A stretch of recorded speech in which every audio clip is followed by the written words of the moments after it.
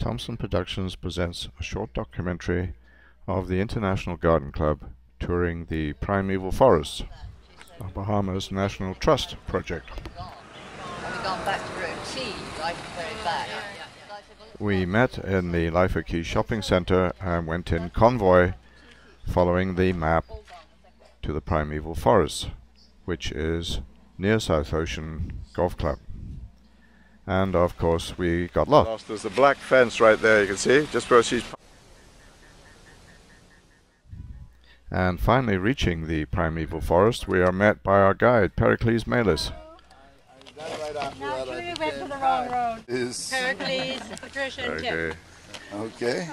All right. Well, mention me, dear. This is actually years before the Nature Conservancy had come to the National Trust and said, you know, if we do a critical habitat study and use the aerials, and you'll know where the places really worth saving are.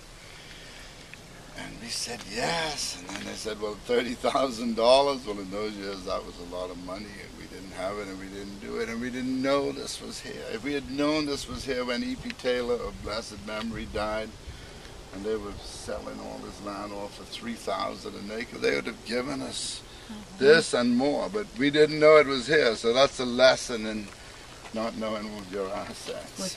So you're going to see very dangerous sinkholes. Shortly, we're trying to figure out an unobtrusive way of railing, because we want people to look in them. So once we solve that, and then in time we'll have a little welcome center, either there or there. But I was bringing the horticultural society ladies. I think I came something to do with the What's mom always mom? Good. If your kid were here, you We'll go this way. This first part is not remarkable. It's just coppice, but remember you're seeing what's called a dry rain forest, which I know is an anomaly, but this can live under flood conditions. It can take extreme wetness. It these trees shed their leaves. There's a lot of pigeon plums. There's 6 kinds of pigeon plums. are there? And they're, except the sea grape, they're all in here. They're not all, yeah. And up here too. Anyway, A bunch of the great nurserymen of the forest are the white-crowned pigeons, which is, we don't only fight to save. This is a horrible specimen. And the Florida trees, and then the various ferns, and as the rainy season comes on, there's going to be a lot more fern springing. This is a natural bridge. No, we didn't build that. That held us up, I guess, 10 or 10 years or more, because the engineers were all hysterical. We could not take people over that. It might collapse. So that's why it was made. And it ties back into global warming. But, you know, my physical geography teacher taught us there were 8 periods of ice age and then interglacial. And in the interglacial period, the ice sheets melt and the sea level comes up. Then the earth gets colder again and the ice piles up on the land and the sea level goes down. So something like this would have happened in an interglacial period when the sea level would have been much higher and up at the surface of the rock here. And all rain is slightly acidic, with or without power plants.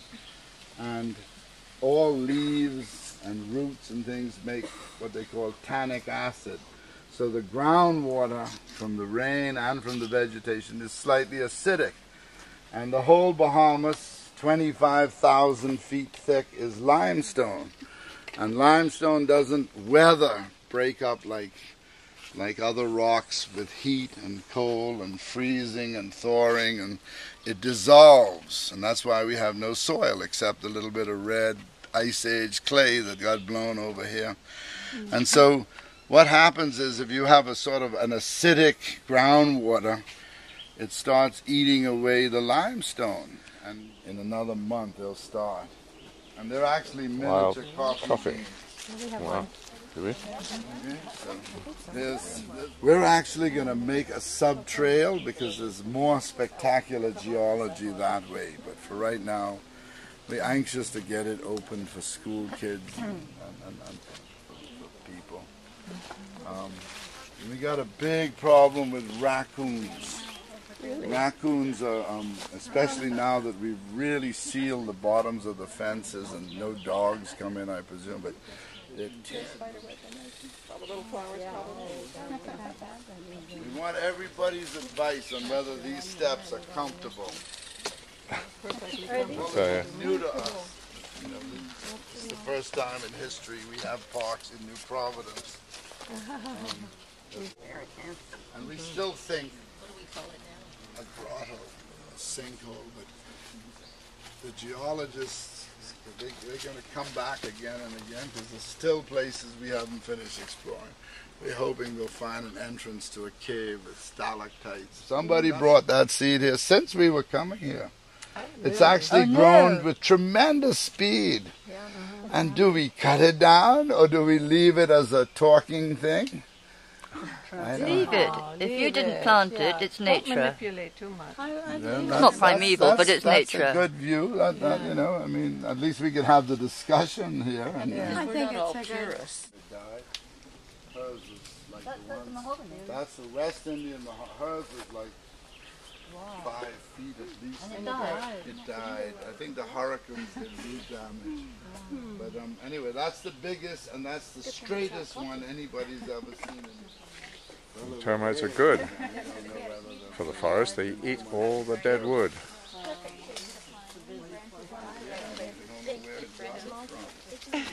Now what's this, Pericles? That's the wild mammy, the Clusia rosia. Well, I don't know. What have you got there? This is the nest of a. Can you take a picture in the hole and see if the eggs are still there? Sarah has a good camera. Sarah, take a picture in the hole and see if the eggs are still there. Oh, It is pretty deep. it's very hard to operate this camera. It's such a tiny camera, though. Amazing. So who would have done this work? Would it be Pericles volunteers? and The Bahamas National Trust and Pericles and his team, yes. and crews that they'd work with, probably. You can see a woodpecker in the trees and hear it.